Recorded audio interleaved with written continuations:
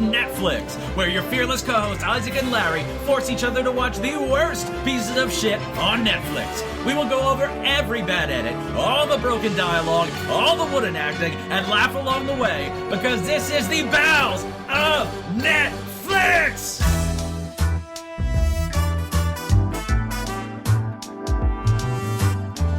Alright, welcome to the Bowels of Netflix. I am Isaac, and with me as always is my fearless co-host Larry. How are you doing this week, Larry? Now, I'm a little bit confused. I was under the impression we reviewed movies, right? We do remove roovies. Yeah, that's my side job, is removing roovies. But I think I gave you an episode of Soul Train, which I think is like a delightful show about, coming up black in, I think, the 80s?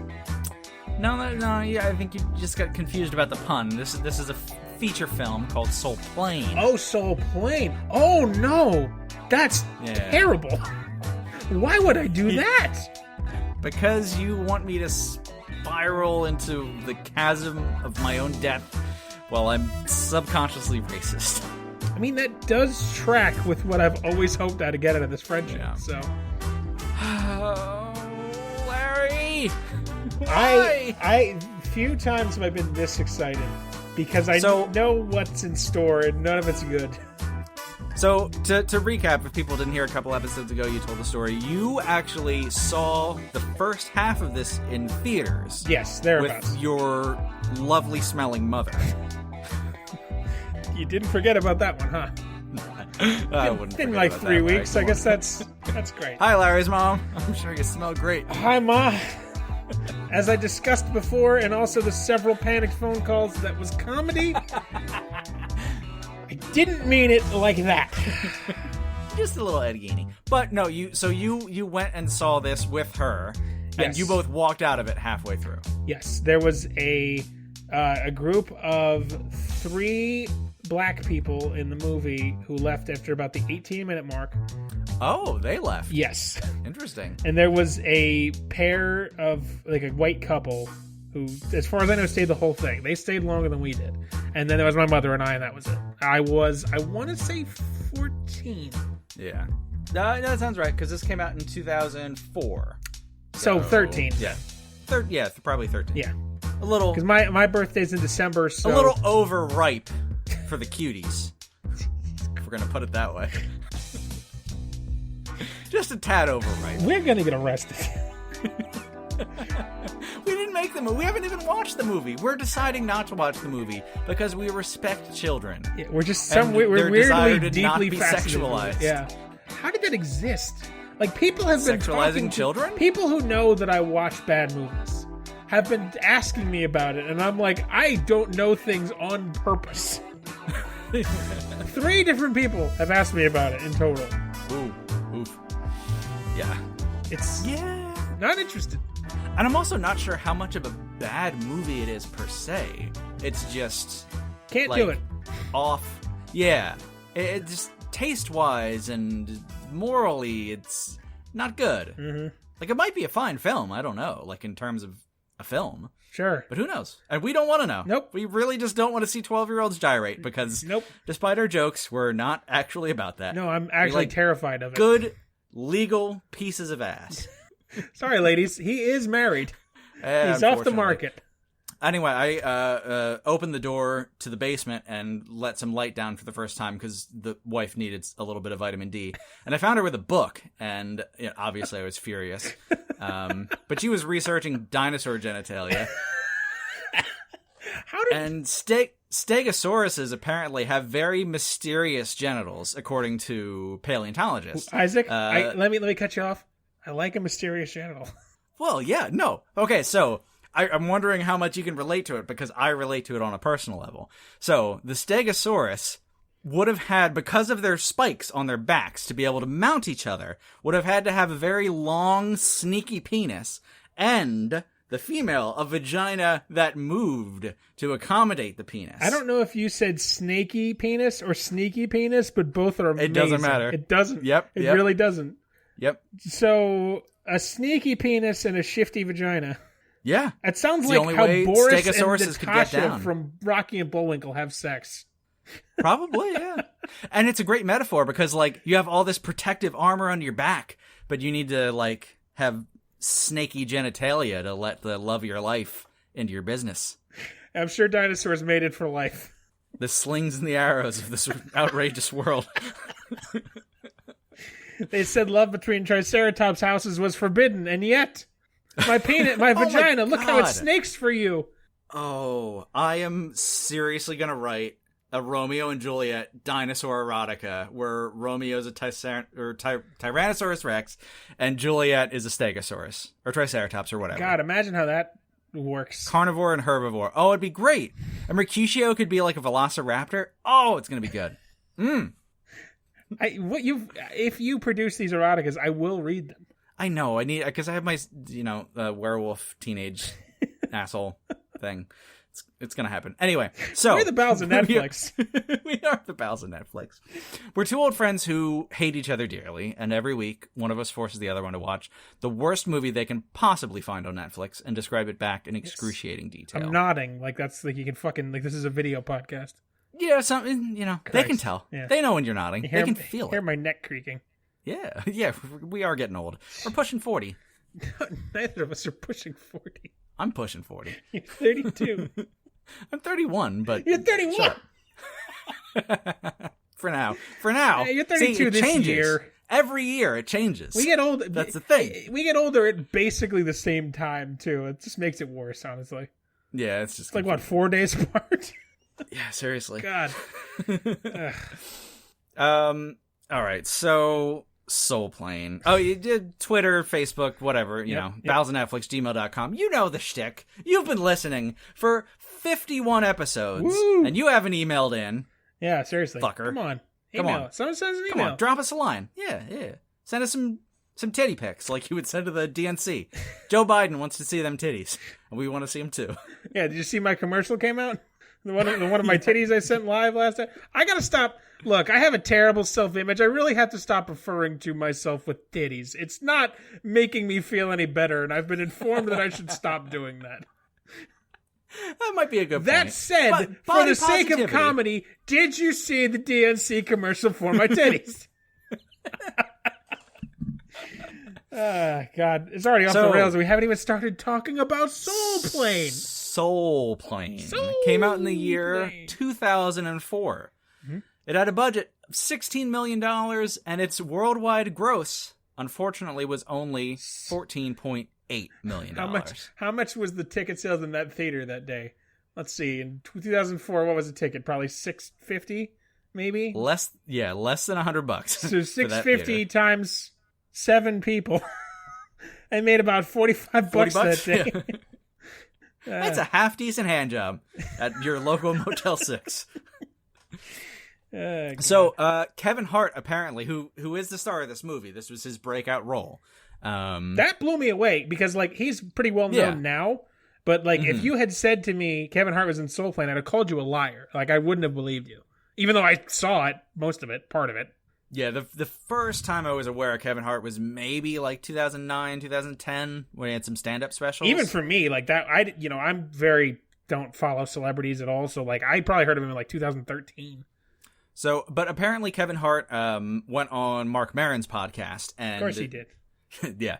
Oh wait, no, in my head I'm like, oh, Mark Maron, that's the guy who thinks an asshole. No, that's Joe Rogan. No, Joe Rogan's the one who's a giant smelly piece of shit. Mark Maron's, he's a tight, compact little turd. Yeah, he's all right. He's also his podcast is incredibly successful as well. Yeah. He had Obama on it. We'll get there eventually. I doubt that. But, so. Kevin Hart went on his podcast and credited Soul Plane for launching his career, basically. Got him famous enough that he could tour colleges in the United States for his stand-up.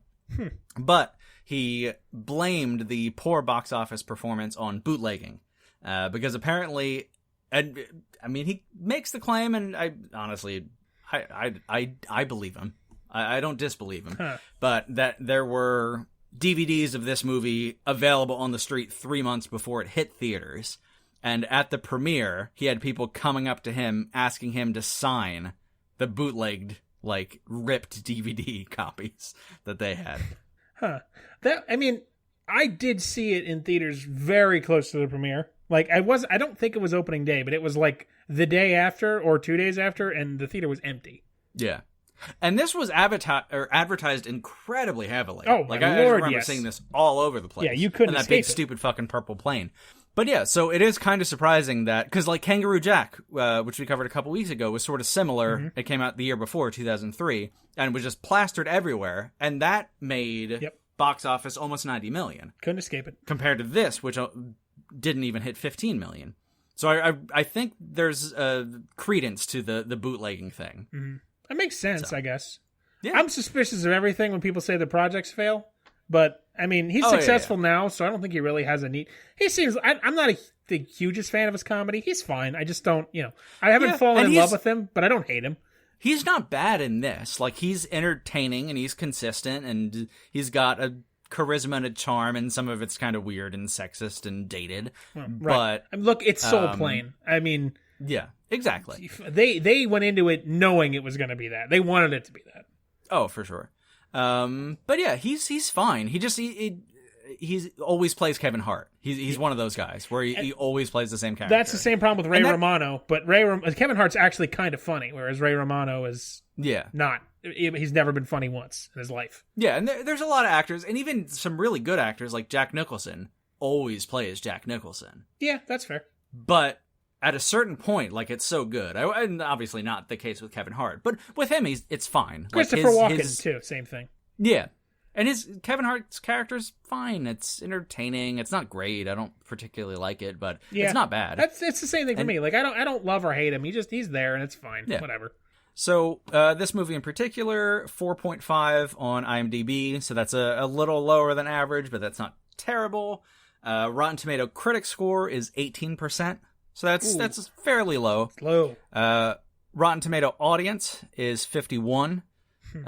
So generally low, but like there's plenty of people who knew what they were bargaining for with this movie. It feels like now I don't know. I have no data to support this, but knowing what it is, it feels like one of those movies that people would start to like. I don't want to say ironically, but ironically, sort of like B movie. Yeah. How B movie is like one of those weird internet staples. And white chicks, too. I feel like it's one of those things where it's like, it's such a weird cultural touchstone, in my head anyway, that it's like, what the fuck is this? That enough people have seen it that it garners a higher rating. You know what I'm saying? Yeah. I don't think this has had any kind of like cultural or cult following. I know there's a Soul Plane, too. Really? Oh, yeah. I don't know anything about it, but I know it exists. Jesus. How did they make a sequel when this didn't even make money? Dude, I don't know. Good God. But yeah, and sorry to cut you off. Yes. Oh no. So yeah, let's get into it. So we got to Kevin Hart in the beginning, running through an airport with his bag and his dog. It's like a mid-sized dog, like a little 20-pound. I don't even know what breed. I don't fucking know dog breeds. Yeah, I don't know dog models. 20-pound dog. You can hold the dog, but you can't put it in your purse. We are both recorded on this show saying we don't know dog models or car models. We had a whole discussion about it somewhere in one of the, and probably Puffstar, where you mentioned that all women know dogs, and oh yes, this is true. Yeah, and all men should know cars, and we have bad testicles. It's true. So I don't know anything, and thus everything. So he's carrying his dog. He runs up to the plane. It's a last minute. He's trying to get on. The nerdy white guy, Kevin Hart is black, if you didn't know. You don't say. Yeah. So the nerdy white guy at the gate stops him and says the dog is too big to be allowed on the plane, and the dog will have to be checked. So a baggage guy comes up with a doggy crate and puts the dog in the crate. And nerdy white guy reassures Hart that they'll take good care of his dog. And Hart's like, that's my baby dog. Please don't hurt my dog. It's my baby. And in the background, we see baggage guy unceremoniously flinging the dog, like, out of the door down to the tarmac, and we hear, like, dog yelps and, like, crash noises and stuff. I hate this. Yeah. You start off abusing a dog in the this. first, like, 30 seconds of the movie. It's not how it's supposed to start. And it's only going to get worse. So, Hart is on the plane with a whole bunch of white people. The in-flight movie is Divine Secrets of the Ya-Ya Sisterhood, the whitest movie known to man. I've never heard of that. It's actually good. I saw it. Sandra Bullock and, Okay. I don't know, Glenn Close. I don't know, some other lady. It's about ladies, like, and being white. Oh, and by the way, I know we started this by saying I did see this. If you don't remember from a couple weeks ago, the only scene I remember are the two ladies harassing people at like the like metal detector check. Yeah, and you misremembered that because you thought they harassed the white people and they don't. Oh, really? Then see, I didn't. I remembered it wrong. That, and I remember Snoop Dogg saying "Sit tight and enjoy the flight," and those are literally the only things I remember. Yeah, and I think from the trailer, the plane has hydraulics. We'll get to that, but it's a soul plane. So, it's a soul plane. If you hear me bewilderingly asking Isaac about a movie I've seen, it's because I saw it 16 years ago. Fucking Snoop Dogg just sitting in the cockpit, man. Like, shit, this bitch got switches. I don't think Snoop Dogg knew he was on the set of a movie, but we're getting ahead of ourselves. Sorry. But yeah, probably. Carry on. Okay. So Kevin Hart is sitting and listening to his Walkman, because it's 2004, and he's rapping along with the music and being really loud and a pain in the ass generally. He sniffs the food of the lady next to him. He eats his own food and like sucks his fingers clean and accidentally gets some spit on her, so he's just being an unpleasant seat partner, as it were. So the beef stroganoff that he ate starts making him squirm and fart wildly. He asks in desperation, where is the bathroom? And before even getting an answer, just starts fleeing to the back of the plane. The black of the plane. Oh, God. You're getting ahead of yourself, it sounds like. Oh, God.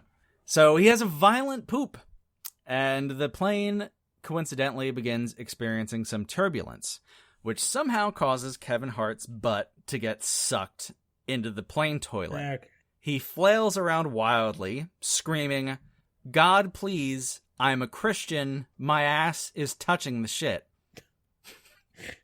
I had to check the subtitles, because he's just like screaming, God, please, I'm a Christian, my ass is touching shit! See, and it's like... as somebody who's pretty neutral to Kevin Hart, I would chuckle at that, I think. It's amusing. Yeah, it sounds amusing. He's entertaining. It's just ridiculous. So dumb. So... in order to free Kevin Hart's bottom, one of the flight attendants, my bad, goes to press the main release discharge valve, but she hits the wrong switch, which opens the door to the cargo bay. So Kevin Hart, still sucked into the toilet, watches out the window of the bathroom as his beloved dog gets sucked into the jet engine. They kill the dog in the first 5 minutes of the movie. I didn't hear that. I'm just going to assume he's okay. He's on a farm. He's sucked happy. into the jet engine. You see it on screen.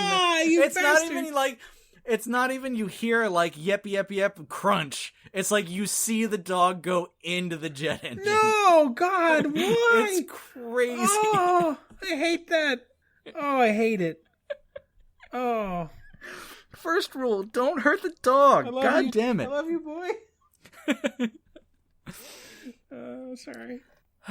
So we cut to Kevin Hart being carried away at the airport where the plane has landed. He's on a stretcher. He's got an abundance of bandages on his bottom. And he's screaming, murder, murder. Y'all gonna pay for this? I'm gonna go on every talk show. Why would he have bandages on his ass? What are bandages gonna be helping? I don't know. He got his butt sucked up into the plane gizzards. Sounds like a good Thursday to me. Elbow down. Nudge, nudge. And yes, an awkward bit where he's just listing all the talk shows he's going to go on. Jerry Springer, Ricky Lake, Maury, and The View. Half of which probably don't exist anymore. I know, yeah, seriously. Like Ricky Lake. Yeah, that's a blast from my past. Amen.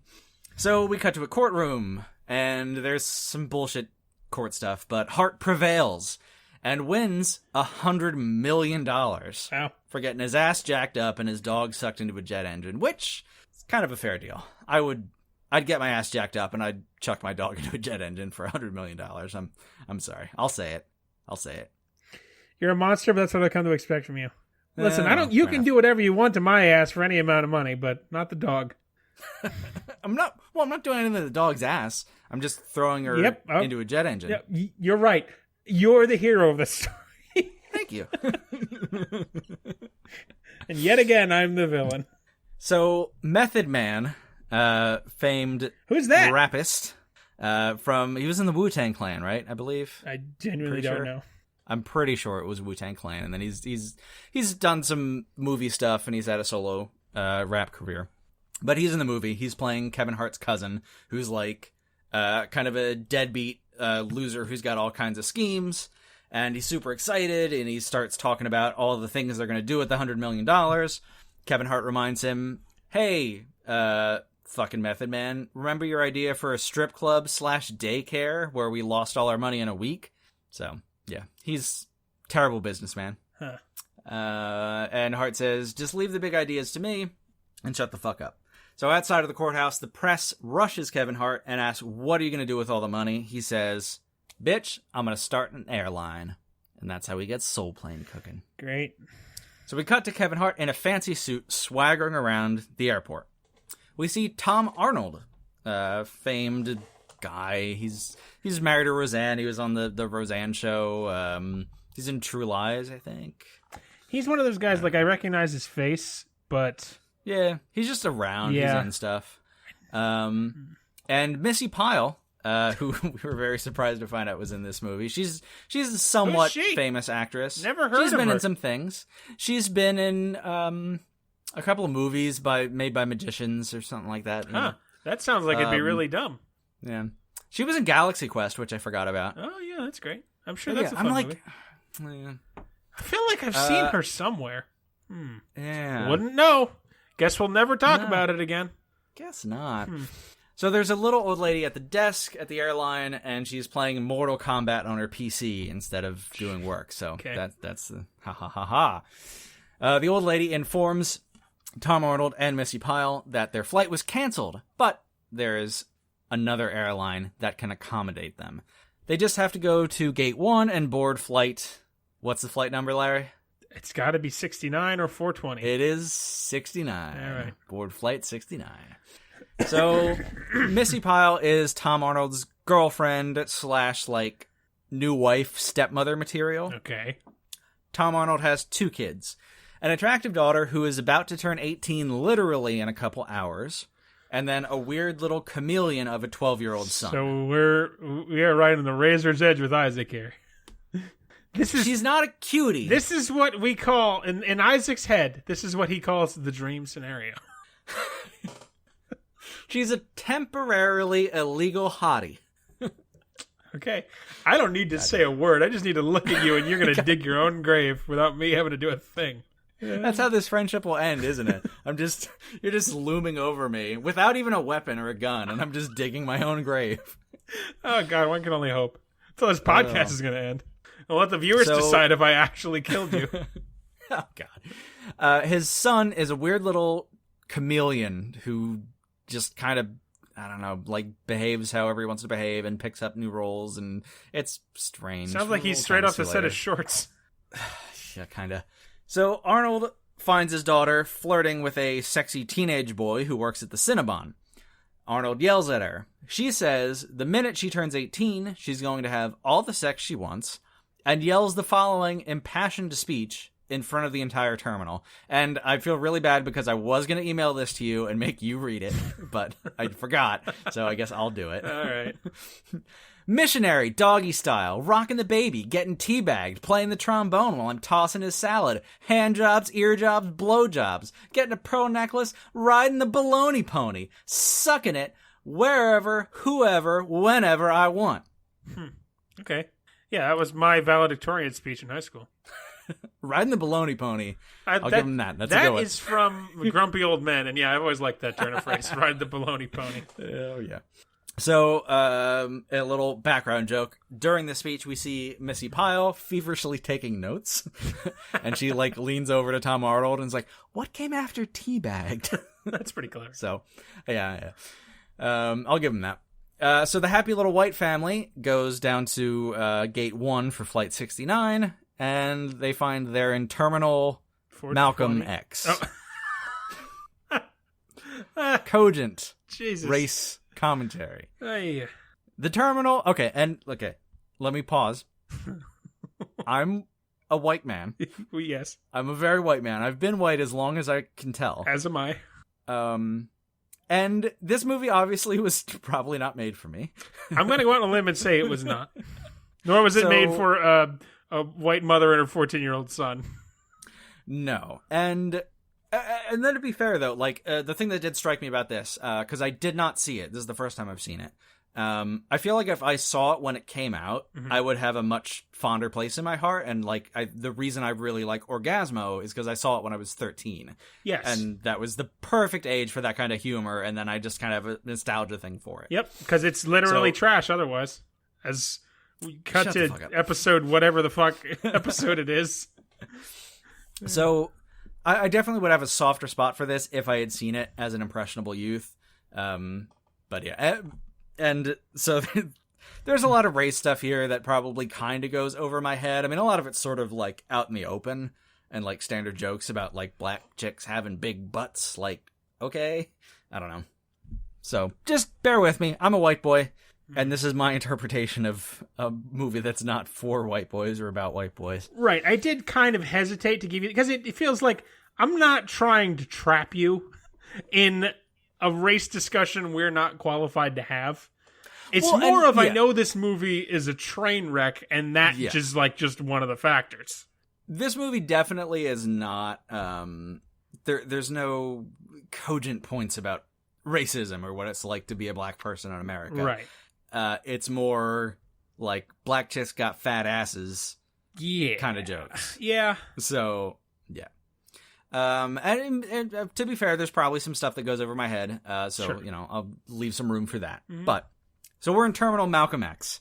The terminal is straight hood. Straight hood, Larry. We see a Roscoe's Chicken and Waffle shop. Tom Arnold comments, we know how I feel about waffles. Usually I have to get chicken at one place and waffles at another place, but here you can get them at the same place. Oh, God, fucking white people. So there's a basketball. There's a basketball court in the terminal, and of course, instead of nets, they have chains on the rims. Oh, this is feeling. Isaac, just we're at like the 28-minute mark of recording. I want to apologize for giving you this movie because I feel bad. I feel like I've accidentally set you up for failure. Hey, if I get beaten to death by World Star, then so be it. It'll be on World Star. It's their own branding. They should just start murdering people. Well, yeah, you know, it'd be good for the show. It'd be good for us. I mean, not for us. I was playing D&D the other day with one of our best listeners, Paul, who messages me all the time, and he was having a coughing problem, and I did say to him, Paul, if you die from coughing in the middle of this, I just want you to know I am going to put it on World Star Hip Hop. I was very proud of my joke, which did not get received as well as it should have been. So yeah, there's some sick rides with dope spinners. I'm not sure if my lingo is hip or current or fly, but I'm trying. Sick rides with dope spinners. Tom Arnold has a bizarre exchange with Karl Malone, the basketball player, who's an actual basketball player, about how they used to play basketball when they were in elementary school together and how bad Karl Malone was, and random jokes. Okay. Very strange. We meet our side plot sex couple. They're in their probably early 30s, short-haired, relatively attractive woman and a guy. And she puts something in his hands and says, "Here, I won't be needing these on the flight." He opens his hands and reveals her lacy panties, which he then proceeds to sniff and yell, "Sweet mother of Alizé!" Oh, God. Oh, what have we done? Kevin Hart walks around the terminal, making loud sexual comments about every attractive woman he passes. This is definitely slightly dated. We see two heavy ghetto mamas who are the TSA security. They bust rhymes and insult everyone they scan through. Yes, these are the two women I remember the most. It really, the only thing I remember is like the vaguely of this scene of them. I remember being uncomfortable. I'm like, why is the scene going on so long? Yeah, it's a long scene. And just, there's some guy, they make him pull his chains off, and They say, "Oh, you don't look like 50 Cent. You look like 5 Cent. You nickel-ass little piece of shit," and just all this stuff. Yeah. And again, they play their roles well. Uh-huh. Like they, they're doing what they're supposed to do. Yeah. So, and they're slapping together their metal detecting wands and make a bunch of jokes and insult everybody. Yeah. So Missy Pyle is sitting next to Tom Arnold, and she's looking nervously around at all of the black people. She expresses this to Tom Arnold, says, "I think we're the only white people. And I think this is..." All right, I forgot to tell you. The airline is called NWA Airlines. Oh. Okay. All right. Which is from the famous rap group, N-Words with Attitude. Yeah, I don't even know. I don't know how to do it. God, Jesus. It's officially apologizing for conduct that's led to this. This is NWA's Airlines' first flight ever. Tom Arnold tries to reassure her that it's perfectly safe, but he's distracted by looking around at the veritable smorgasbord of thick chocolate booty surrounding him in Terminal Malcolm X. And let me clarify, that is thick, THICC. Ah, yes. I did spell Your it lingo correctly. is getting better. Thank you. Those classes are paying off. Pyle whacks him on the back of the head with a magazine like he's a dog for staring at them booties. Sure. One of the hefty TSA mamas sees a sexy chunk of man meat strolling through. Mm-hmm. Her wand goes off at his crotch. He says it's just his zipper. She says, "Oh shit, we're getting to the bottom of this." She pulls him into a side room where she strips him down, refers to him as Denzel, and says that she's a Fed now, and she has the authority to violate every last one of his civil rights. She then snaps on a latex glove and plunges 3 knuckles deep into his hard snapping ass. Yikes! Yep. Just a little sex crime there. Okay. For shits and giggles. Just for your kicks. This is 2004, so this is, a lot of post 9/11 plane stuff was still hot in the news. Oh, we're getting more of that. Oh, good. Okay, so people start boarding the plane. And we finally meet our pilot, who is played by a Mr. Snoop Diggity Doggity Doo. The man himself. He has, of course, brought a bong and a giant bag of grass with him. He and Method Man are down to party. Again, Kevin Hart expresses... I'm 57% convinced that Snoop Dogg did not realize he was on a plane. Or on a movie set. Yeah, you had no idea where he was. I say that with love, because I genuinely love Snoop Dogg. But there's apparently no fucking all his way scenes, he knew where he was. All his scenes were shot in 5 days. That's the longest they could maintain the illusion. He kept wandering off set. He kept trying to fly real planes. But yeah, he's not really in uniform. He's kind of wearing like his, random, G swag, and he's got like a necklace with a spinner on it and all ridiculous shit. And Kevin Hart looks at his resume, and there's a whole thing where they're arguing about it, and he says, "Oh, you flew in Desert Storm." Mm-hmm. He's like, "Nah, shit, homie, I drew in Desert Storm. I was the guy who drew like all the fuck you Saddam shit on the bombs." Of course. Yeah. And so he's not really a professional pilot. Shocker. Yep. So the side plot sex couple gets on the plane, and they sit down, and they're in first class. They sit on the fancy white leather couch and look around and marvel, and he's like, "Man, you give a black guy some money, you look at how nice his airline is." And then the woman proceeds to duck under a blanket and give him head.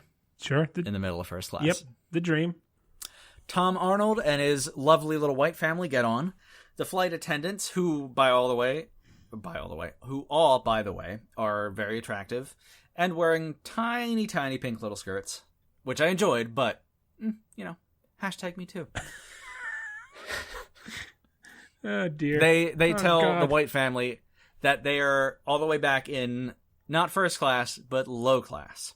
Low class looks like a rowdy Greyhound bus. Tom Arnold finds out that the overhead bins are coin operated, and they're just packed in there. It's dirty. It's gross. It's, fun stuff.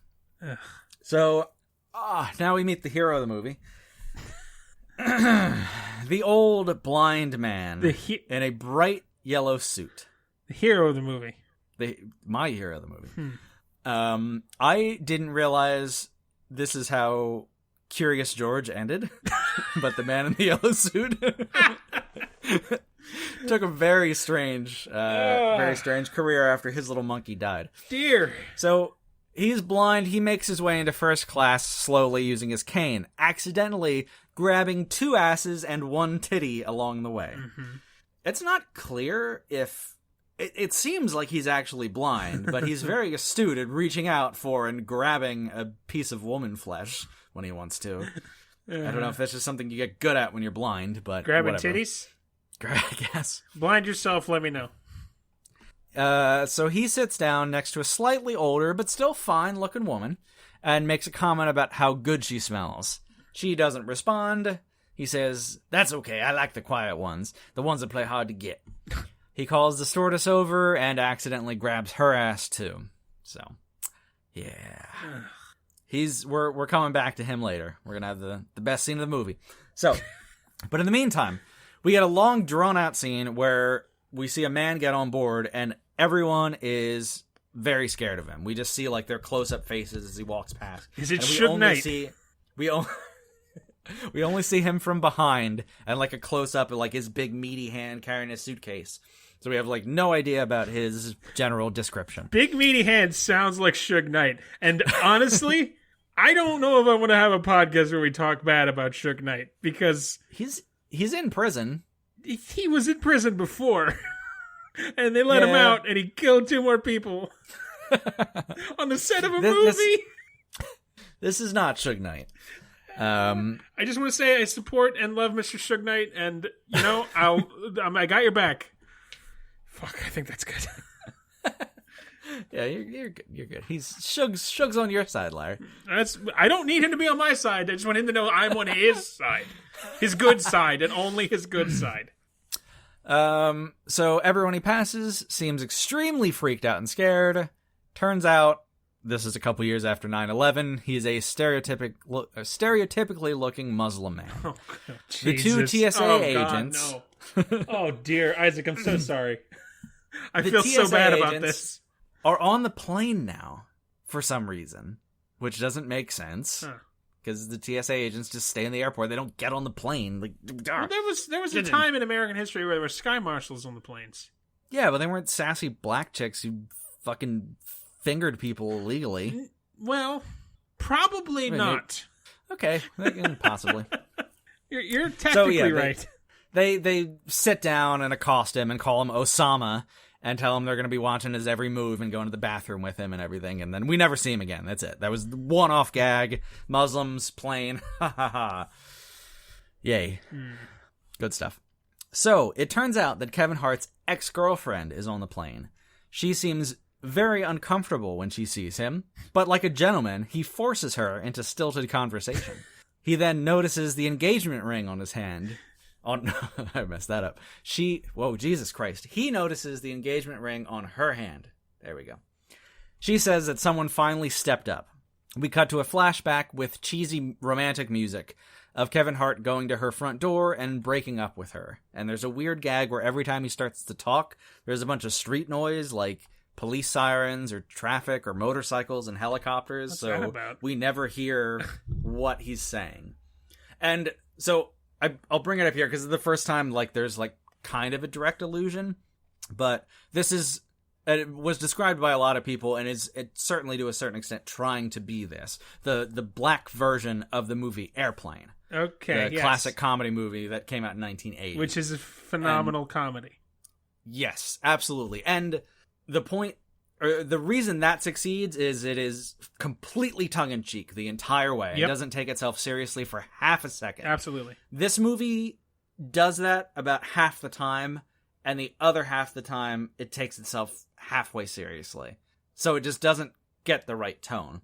But this is like the flashback music and the old relationship. This is like a direct homage to Airplane. Okay. Where the guy on the plane, his ex-girlfriend's there, and they have the flashback with the cheesy music and their old relationship. And right. It's really good in Airplane. It's really stupid and soul. One of my favorite gags in Airplane is he keeps telling people these stories from his past, and they're so boring. When he flashes back, the people have killed themselves. Exactly. Because they can't bear to listen to him any longer. Yep, but yeah, this movie just it turns that knob up to 3, but doesn't turn it up to 10. I see.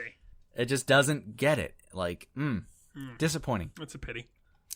We cut to Method Man, Kevin Hart's shitty douchebag cousin. He's trying to put the moves on a sexy Latina flight attendant, who I think is Sofia Vergara or someone somewhat name famous. Sounds familiar. Yeah, but I can't place her. She's hot as fuck. Anyway, he says he speaks a little bit of Spanish and then just says like, "Oh, Dios mío, los boobies grande." Or something. I don't know. I think that's as much Spanish as you know as well, so. Yo soy un gato. You are a cat. Sí. The American education system. It's really truly prepared us for life. The mitochondria is the powerhouse of the cell. Powerhouse of the cell. So she, like, pinches him on the cheek and says in very sexy Spanish, which he doesn't understand, "You must have the tiniest penis." Har, har, har, har, har. Yep. So, Snoop is up in the cockpit, and he finds some switches on this bitch and starts bouncing the motherfucker like he's on the streets of Compton. And this is where we really see the plane in all its glory. It's a decked out, basically a 747. Like, it's got that whole upper deck thing of the plane. It's, like, deep purple. It's got rims, like spinners on the wheels. It's bedazzled. It's got, like, fake fucking jewels all over it. Oh my god, it's so stupid. And it's got hydraulics, and there's a whole scene on the airport where it's, like, bouncing up and down, and there's a plane from Texas that comes in, and all the white people are looking at this plane like, yeah, what the heck? That was featured heavily in the trailer, which, again, just like with Kangaroo Jack, you could not escape the trailer to Soul Plane. So he puts the pedal to the metal, and the plane finally takes off. Does the plane operate with a pedal? Because I would believe that. No, they have. Okay. He's got various things. If he had Snoop had actually hit a pedal with his foot, I'd believe that was how it was done. That's why I asked. Not quite that silly. So Tom Arnold gets up to go to the bathroom, and D.L. Hughley is the bathroom attendant in the very tiny airplane bathroom, who's standing there awkwardly smoking a cigar and encourages Tom Arnold, "Oh, no, go ahead. Just sit down, take your shit, man. It's all good."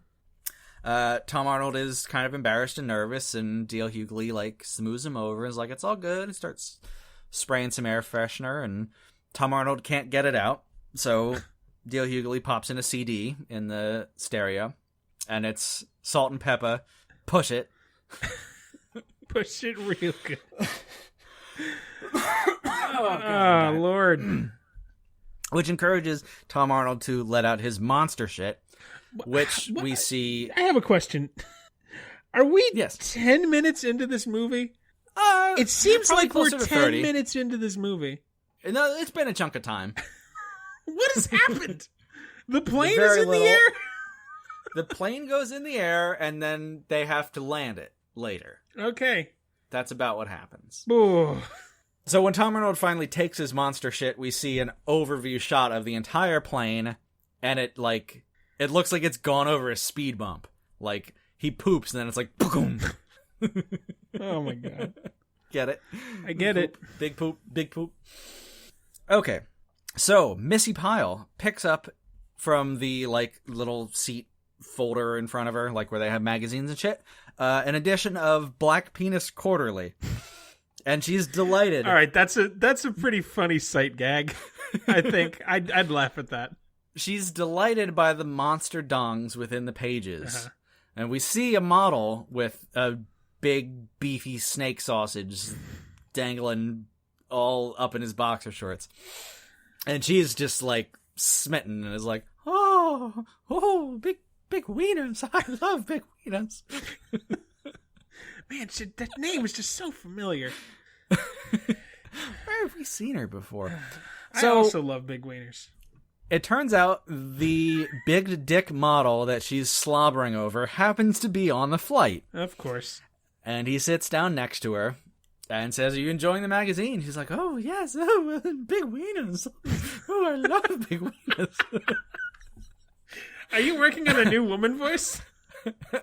Yeah, it's the big wiener woman voice. I'm just picturing like a staunch debutante who's just like, flustered by all the wieners, oh, heavens above. My word, that wiener's engorged massively. So he says, hey, well, when we were doing the photo shoot, it was awful cold. He's like, oh gosh, it was cold? Oh, boy.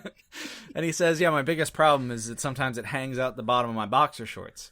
At this point, Tom Arnold has gotten back from his massive poop. He sees Big Dick Man and, like, politely asks him to get the fuck out of there. And then Arnold sees the magazine and realizes that was the model from Big Black Dick Quarterly, looks at one of the pictures and cries out, Jesus, that thing has a face on it. Missy Pyle puckers his lip. Jesus. Okay, hold on. Missy Pyle puckers her lips and says, no, but it's gonna. I get it. She's gonna suck his dick. But that means that I'll have a face? What? I don't know, man. It's fucking Soul Plane. I'm so confused by that. I mean, no, it's gonna. The face is going to be. Yeah, I mean, just go on. Fuck it. Oh, Venus. Ooh, it's gonna have a face on it. Oh, when I put it in my mouth. Oh. It's a miracle you did not get cast in Downton Abbey. I really think you got shafted for that role. The co-pilot is a brother from Africa with a thick accent and a pleasant disposition. We find out that his last name is Gaiman, like Neil Gaiman, except it's 2004, so cue up all of your homophobic jokes here. I'm not going to go into all of them because they're very predictable and not all that funny. I get it. At one point, he put some of his native African music into the plane's CD player. The plane has a CD player, by the way. And of course, Snoop ain't having any of that shit, and he pops his own mix, and they start bouncing and cruising to that. So, quick question. Is he Snoop Dogg in the movie? No, he's Captain Mac. Okay, because I don't think Snoop Dogg has been cast as anything but Snoop Dogg since, like, 2010. I mean, he doesn't act. Well, right. He he's just Snoop Dogg. Yeah.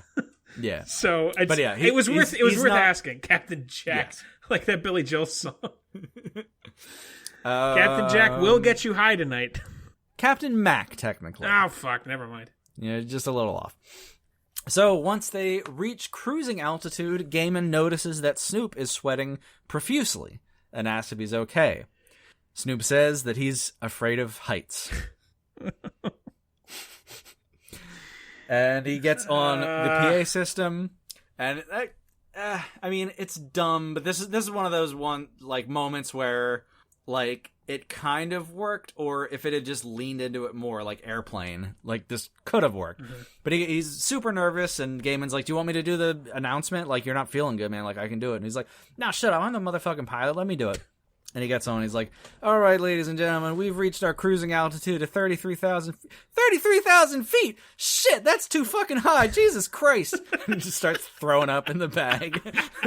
That sounds comical. Yes, it's amusing. And that's very much Airplane-y. Yes. That's like the kind of thing where it's like over the top and ridiculous, and it's a complete cartoon. Yeah, yeah. But they hit those beats here and then, but not consistently. Mm-hmm. And you need to lean into it if you're going to do it. Right. Okay, so it's time for meal service on NWA Airlines. In first class, we see the flight attendants offering up either filet mignon, lobster, or a succulent duck. While in low class, the flight attendants facilitate the passing of boxes of fried chicken down the aisles, so each person can grab one piece, and every row has to share a single napkin. Great. Yep. Great. We revisit the hero of this movie, Curious George's dad, the man in the yellow suit, the old blind pervert. I genuinely, like, when I was, like, a teenager and was, like, rereading Curious George to, like, kind of reconnect with my childhood, is he, like, an assassin? What is the man in the yellow suit's deal? There's a reason he gets blinded. That is like, so that's like a weird dark, I don't know. For some reason, the man in the yellow suit is like a cloud hanging over him in my head. And the fact that You made the That's very connection on interesting. Soul Plane. It's deeply upsetting. Gotta go read some Curious George now. So, there's a lot of ridiculous scenes in this movie. This is by far the most ridiculous and disgusting and kind of funny, but just like it's like too gross and repugnant even for me. Like, it's just weird. So we revisit our old blind pervert.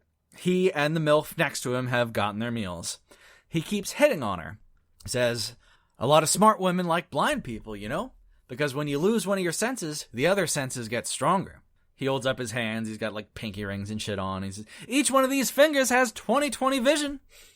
He then reaches over and starts to grope her leg. Okay. We then get a close-up on his face as he delivers the following speech. And again, I was going to make you say this, but I screwed up. But all right, so I'm going to try to do my best impression of his voice. And good God. Ooh, wait a minute. Oh, yeah, move that other leg out the way. Move that dress up a little, girl. Ooh, boy, moist. Ooh, just as tender as you can be. Oh, you frisky little thing. You got a little puddle here. No, no. Oh, you big, too. No. You ain't no baby. Stop it. This is wonderful. Stop it. I love freaky stuff like this. Isaac, stop. Go ahead. Just let yourself go. Isaac, stop. Come on now. I'm going to let myself go, too. Police I'm are feeling circling. something. This ain't like me. I don't usually go this quick. The police are circling. I'm going now. Go.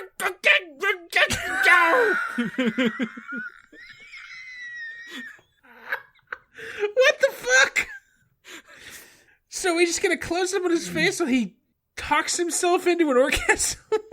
Yes, in the middle of first class while everyone else is looking on in horror. Oh, Lord. Because the Black MILF got up at the beginning of this exchange, and he's been fingering her mashed potato. Oh, my God. Not a euphemism. On her dinner plate, her buttery mashed potato. His 20/20 finger vision thought it was her vagina, and he fingered that potato to climax. Oh, dear God. The hero of this movie, huh? Yeah, the man in the yellow suit. Once you lose your monkey, you gotta find something else to live for. Jesus Christ. So he gets up, he goes to the bathroom, and informs D.L. Hughley that he's got stinky pinky. And D.L. Hughley's like, oh, all right, man, we can help you wash stinky pinky. And he's like, no, I'm not washing stinky pinky, I'm washing the other hand. I gotta savor this. And he starts smelling his finger, which he thinks was just in a lady, but was really in mashed potatoes. And he says, ooh, some cilantro on this shit, man. I like a freaky bitch. What the fuck? What is happening? Oh, that's the worst. Oh, God, that's so awful. Why would they make this?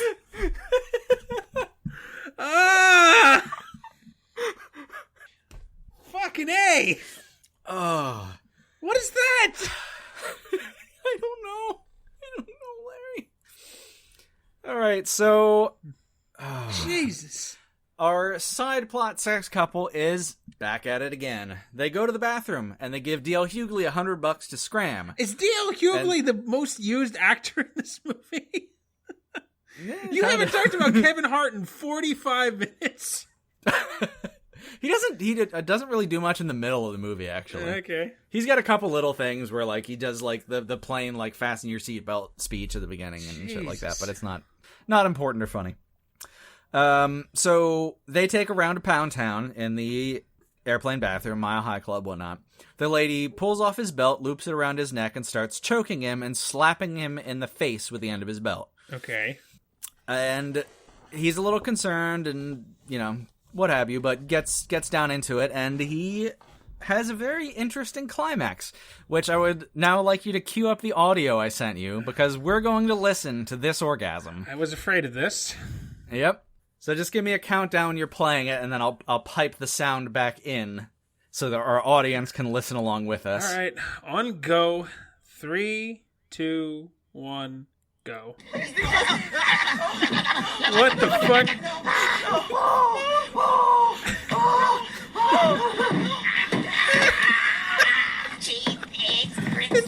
She's fucking a raccoon.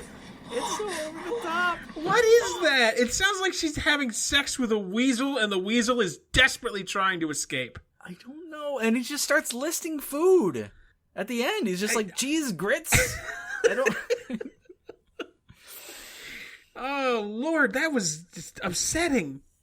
Yeah. And, like, there's so many highly sexual things, like him fingering the potato and coming, and there's several scenes where people come. I think I'd mentioned most of them, but... Why wasn't I allowed to watch this? Yeah, seriously. Well, I think it was just rated R, not like NC-17. I don't think we got... I don't think we got to the plane being in the air. Oh, God. Well, no, I don't remember. Like, I can't say for sure. I really don't remember anything. By the time we went in to see Shrek 2, which my grandmother and sister were watching, that was near the end. So, I don't know. Jesus Christ. What the fuck is this movie, man? So, apparently this is an overnight flight, and midnight has rolled around. So, Tom Arnold's once 17-year-old daughter is now an 18-year-old daughter. The dream scenario for Isaac Hurley, yes. God damn, amen. So, as the birthday girl... Old. What was the line from... Oh, there's a line from Game of Thrones. Most used up.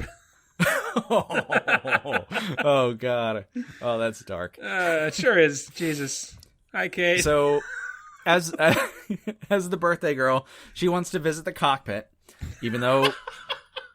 Come on! Even though 9/11 happened less than 3 years ago and they're scared of the terrorists, they let her in the goddamn cockpit just so Snoop Dogg can have his fucking scene with her.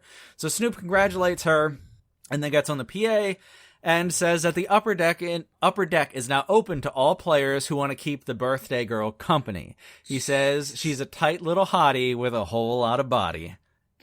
Good stuff. This is upsetting. Oh, wow, why did I think of this? I blame Snoop, but tight little cutie with a whole lot of booty. Damn it. The word was already not great, but it's ruined forever now. I'll never eat little oranges again. We've cutied ourselves into the bad place. Fuck, I forgot how to speak words. I almost said right words. Prison for pedophilia? Yeah, that's the one. Yeah.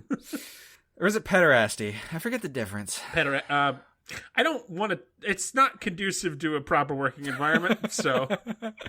Fair enough. Okay. So, yeah, she goes up to the upper deck and she starts partying. We cut to...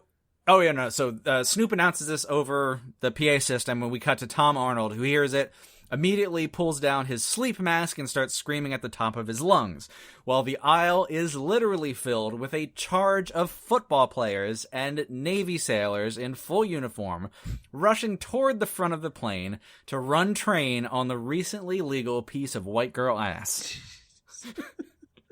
And this is like straight out of Airplane. Where, like, oh my god, he just wakes up and screams, pulls his sleep mask, and there's literally, like, guys in football and Navy uniforms just charging down the aisle. I don't remember that part, but yeah, I see what you mean. Like, that works if that's what you're going for, but when it's just, like, sporadically, it just feels off, and I don't know. Right. Okay. So, Snoop and his African co-pilot, Gaiman, have an altercation. Snoop apparently stole some mushrooms from Gaiman's bag and ate all 15 of them. It turns out that they aren't psychedelic mushrooms, but rather topical mushrooms Gaiman uses to control his itching. Snoop starts making fun of the fact that Gaiman has crabs. Gaiman gets heated, says African crabs ain't nothing to trifle with because they'll hunt you down and kill you. He then storms out of the cockpit. Okay. This is going to come up later, isn't it? Kinda. I mean, like, the crabs don't really, but the mushrooms do. So, there is a darling of Reddit who has a cameo in this movie, and I'm curious if you can guess who it is. A darling of Reddit? Oh, yes. If there's one of Reddit's big faves. If there's a cameo in a movie, I always just assume it's Ron Jeremy. But I don't think that's the case this time. No, this is generally a pretty good person from what I've heard. I think he's had a couple little controversies, but nothing bad. Mel Gibson? Darling of Reddit in Soul Plane. Mel... I don't know, man. I don't really hang out on Reddit. Oh, you and you're respecting yourself. I don't It's I don't know. I really don't know. One Mr. Terry Crews. Oh, god damn it! Yeah. Why did I think of that? This is his. This is his second appearance on the Bowels of Netflix. Boy, this movie has two one and I think another one from other movies in the Bowels of Netflix. What was the other one? I don't know. It's something in the back of my head. They had some movie, I think, with. Oh right. I don't know. Yeah. So but yeah, Terry Crews was in White Chicks. Yes. Yeah. I think, and yeah, these came out or the same year, I think, because wasn't White Chicks 2004 or like close to that? I think. Yeah, it's that region of time. But yeah, this was early in his career because he was actually a football player, like in the late 90s. Yeah, and I think this was when he was starting to get like a little bit of notoriety. I think what was his like big breakout? Was like Brooklyn Nine-Nine, or was it the Old Spice commercials first? I think Old Spice was first because Brooklyn Nine-Nine didn't start until like 2013. Yeah, I don't know that. I just started watching that show recently. I've heard it's excellent. It's worth watching. Did you ever see Parks and Rec? Yeah, I loved it.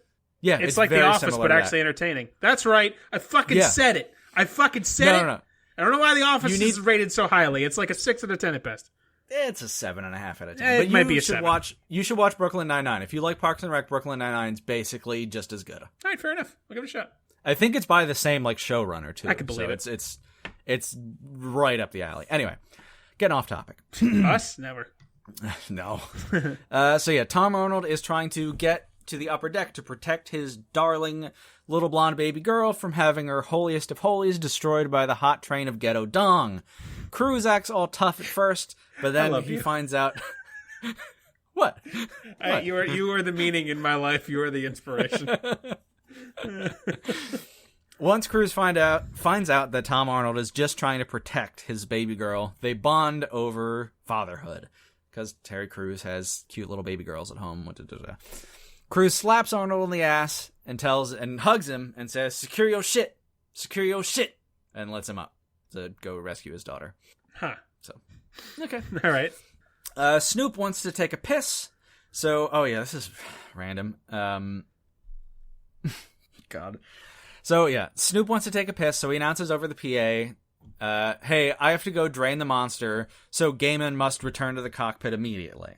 Obviously meant for the co-pilot, but all of the gay men on the flight want to go help him drain his monster. Oh, my God. So we cue a barrage of flamboyantly gay men, drag queens, and Catholic priests running through low class toward the cockpit to help Snoop drain the monster. I get it. Ha-ha. I get it. So in the club, a music video is being shot featuring the Yin Yang Twins and Lil Jon. In the club? Yeah. In the plane? Yeah, the upper deck. Okay. With a hottie with a whole lot of body. All right. Partying Fucking down. A. Jesus.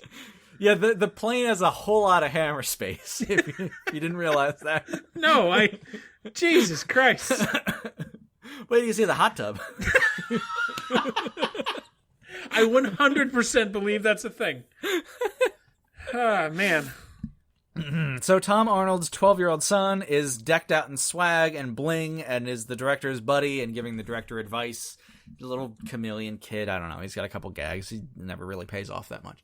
So Kevin Hart finally shows up again. Him and Tom Arnold meet at the bar. Arnold confesses. Okay, I just wanted. I'm sorry I keep interrupting, but oh no, you're fine. This is a miracle to me, and it shouldn't be because this country's been broken forever. In the movie Soul Plane, the person you have talked about the most is whitest of white men, Tom Arnold. Somehow, in a movie with Snoop Dogg and Kevin Hart and D.L. Hughley, he's in close second contention for most talked about, in fairness. And what's the Method Man? Tom Arnold has somehow gotten what seems to be the most screen time. He's got kind of the most story. Like, Snoop doesn't really have any story besides he's a G pilot. I understand. And he acts... You want to follow the fish out of water in the fish out of water story. Yeah. But that said, I mean, for fuck's sake, looking back from 2020, like, are you kidding me? Yeah. There's not. I don't know. I don't know if it's my place to even say that, but it's like I keep thinking to myself, like, this motherfucker's still talking about Tom Arnold. And I'm not sure if it's just me being racist and biased. No, I know. Maybe. Absolutely not. I do not believe that is you. There's a subconscious element that you can't ignore. Yeah, well, we're the cause of every problem in history. Yeah. But, at any rate. So yeah, they're in the club, and Kevin Hart and Tom Arnold meet at the bar. Arnold's very down. Kevin Hart's like, hey, what's wrong? Arnold confesses, my son is nothing like me, and my daughter wants nothing to do with me. And he asks Kevin Hart, what is teabagging anyway? And Kevin Hart goes on a very elaborate, like, where he mimes the whole thing. And he's like, oh, it's the best. It's like this, you get this freak and you dip your nuts in her fucking mouth, and he's like miming it. And yeah, Tom Arnold's all upset. And then in a weird, strange moment of emotionally touching parental advice, Kevin Hart says, if you raise your kid right, eventually they're going to go off and find their own path. Which seemed really weird in this movie. Yeah. Like, just all of a sudden you're dropping that little nugget of, like, actual wisdom? I mean, like, what? That's pretty, I'll say, generic wisdom. Like, you know. Well, yeah. That's a talk that's been given before. Yeah, fair enough. It's a little out of place in, you know. It felt jarring after the man in the yellow suit fingering a mashed potato to climax and refusing to wash his finger to savor the smell. Oh, please never bring that up again. So Tom Arnold finds his sexually promiscuous daughter, and they bond, and she reveals that she actually ain't no hoe. But she was just trying to piss him off in the terminal, because she's kind of a bratty little chick, and she doesn't actually fuck a bunch. So, our side plot couple, sex couple, what have you, sneaks into the cockpit. Snoop is alone and is passed out from getting too high and eating too many mushrooms. But the turbulence of the plane from behind makes it look like he's nodding his head, because he's just kind of like bouncing his head up and down with and his like hand even jerks up and he sort of like waves like yeah. So they basically say, hey, I know you got your shit to do flying the plane, but we really want to get a freak on and fuck in the cockpit. And they believe he acquiesces and nods them along, even though he is unconscious. So after a little bit of pussy eating and insertion, our adventurous lovers knock Snoop's sunglasses off. They then surmise that he's dead and run screaming through the cockpit that the captain is dead, causing a violent panic in the plane. That sounds very airplane-y. Yep. Basically, it's the plot of Airplane. It really is. There's no other plot. You know, it's weird that I never made that connection or would have made that connection. Now, obviously, I hadn't really seen it, but like, that makes, the second you said it, I'm like, oh, that makes perfect sense. Absolutely. Yeah. And yeah, it didn't compute until the love scene with the cheesy music, like the flashback. And as soon as I saw that, I was like, and then everything, like the football players and stuff, and right, that fell into play. It reminded me of like the scene where everyone's slapping the lady, to get her to calm down, and it's like the nun has a 2x4 gun or whatever. Let's watch Airplane. That would be so good. No, we can't watch a good movie. I know. So Kevin Hart finds out that Snoop is dead, but he doesn't panic because Gaiman is the co-pilot, and he just needs to find him, and everything will be good. Unfortunately, when Gaiman is climbing out of the hot tub of bitches in which he has been partying, he slips and cracks his fucking head open and is down for the count.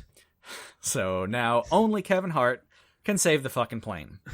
And he bonds with his ex-lover over the nature of the disaster, and they both go to the cockpit.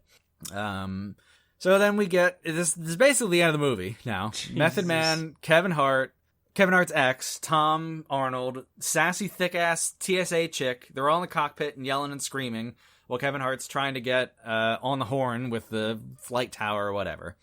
The sexy Latina flight attendant vaguely recalls being shown how to land a plane on a different flight while the pilot was fucking her in the cockpit. The only way she can remember where the controls are and what order to do certain things in is if she mimes the sex that she had. So she climbs up on the flight board and spreads her legs. and then swaps over into different positions and makes it look like she's blowing Kevin Hart. And then she's like, oh, right, the switch is over here. And she turns the flaps on and stuff like that. Womp, womp, womp. So she basically saves the day. Kevin Hart's in the pilot seat, so he's doing the actual work, and Latina's just directing him. They lower the landing gear, and we find that our side plot sex couple is fucking on the landing gear. Even as it, like, opens out into the open sky, and she's just riding his dick, and he's blindfolded, and he takes the blindfold off and freaks out, and she's like, don't take my orgasm from me! Oh. Don't you dare stop fucking me! What a great side plot that's really paid out every time it's come up in this movie. Emotionally deep characters is how I would put it. Fully realized. Kevin Hart lands a plane safely in Central Park. Wait, hold on. It took me a second. It's Central Park. In Central Park. All right. Yeah. About 5 seconds after they land, the wheels are stolen off the plane.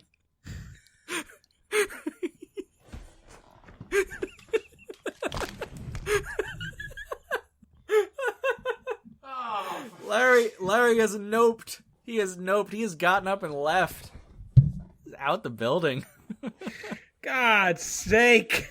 But Kevin Hart is, he's not going to get bogged down. And he's like, everyone up to the flight deck. We're going to party. And they all start partying.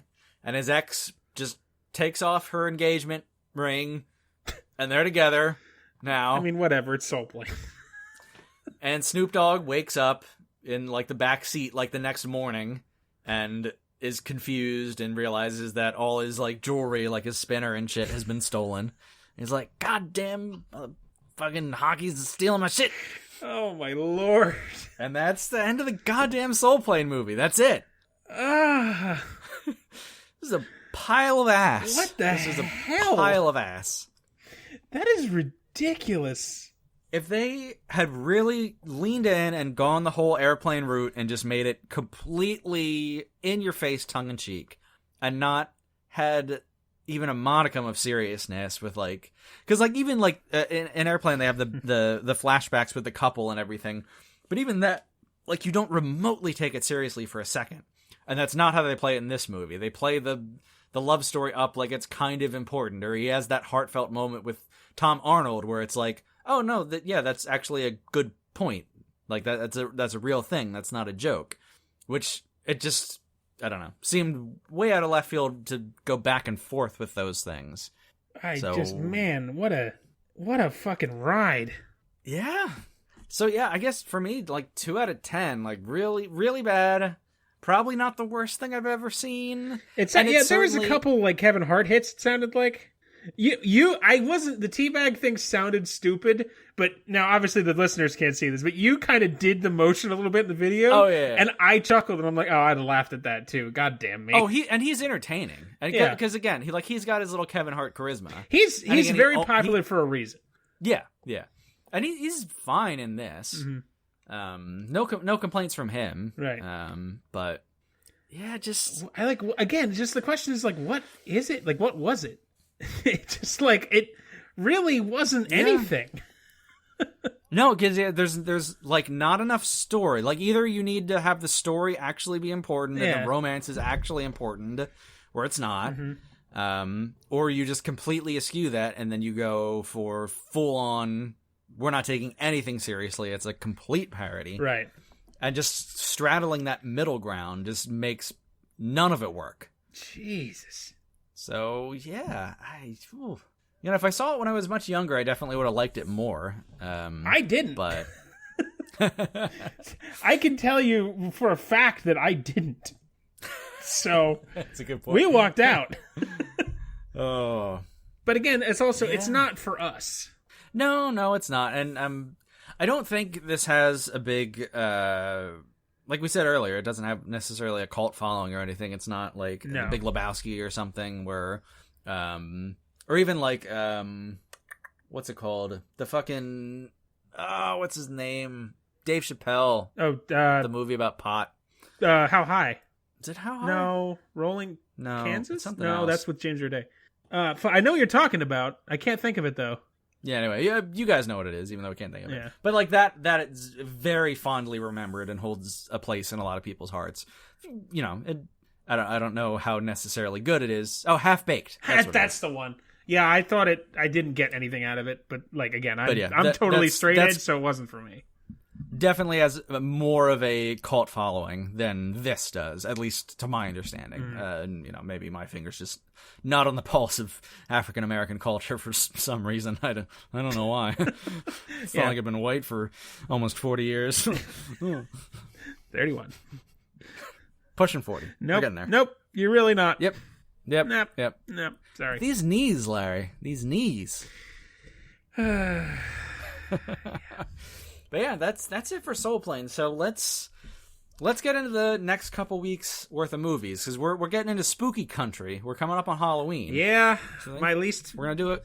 My least favorite movie time of the year. If I say Halloween's my least favorite time of the year, I think I will get assaulted in the street, because I don't. It's not true, but if I said that, Halloween's whatever. I don't really care one way or the other.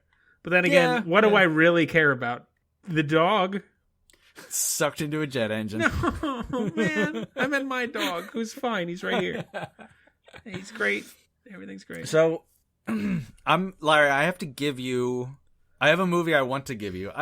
To be fair, I don't know if it's a movie. I don't know what it is. You hyped this before we started. This I'm terrified. Looks like the weirdest, most unwatchable, incoherent piece of nonsense I've ever seen. I watched about 5 minutes of it. I don't know what it is. Okay. I want you to take a look. Okay. And if you can do it, that's great. If you can't, we'll have a backup for you that you can swap over to. No harm, no foul. This is a show ostensibly. I know we usually do bits over us explaining the show. This is a show ostensibly where we're trying to cause each other pain, and the fact that you're hesitating, I'm genuinely frightened of what's to come. Well, yeah, you'll see. Stay tuned. This is coming up next week.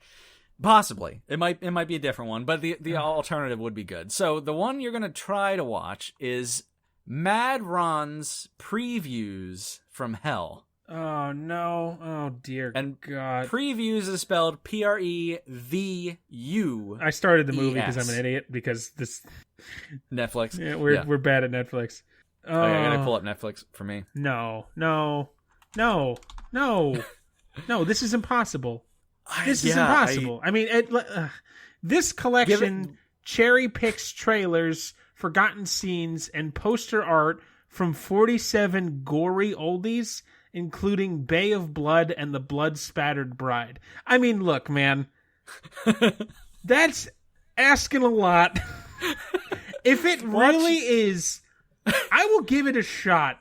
Watch 15 minutes of it. I will watch if 15 minutes in you nope out, that is fine. Because just from the description, I don't think I can do anything with that. Exactly. But it's the weirdest thing I have ever seen on Netflix. I just started I went to a random minute in it, and it's, oh my God, it's nonsense. It's nonsense. It's nonsense. Yeah. What is this? 15 minutes. What is happening? What is happening? And your backup movie is actually okay. It's not a prequel. Oh my Lord, God Almighty! Oh sweet. But baby remember Jesus. When you gave me Revenge Car to the Revenge Road? Isaac, it happened. We picked the same movie. Oh really? You picked the car? We fucking picked the same movie.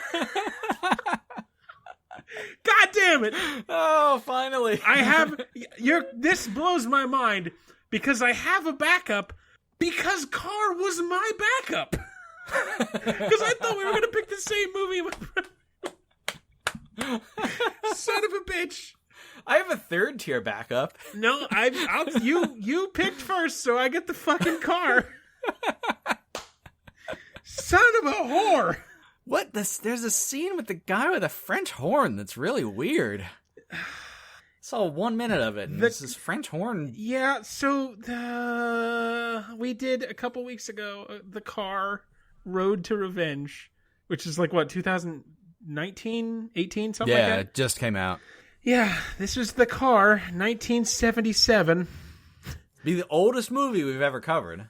In his small southwestern town, Sheriff Wade Parent must find out who or what is running people down via a mysterious driverless black sedan.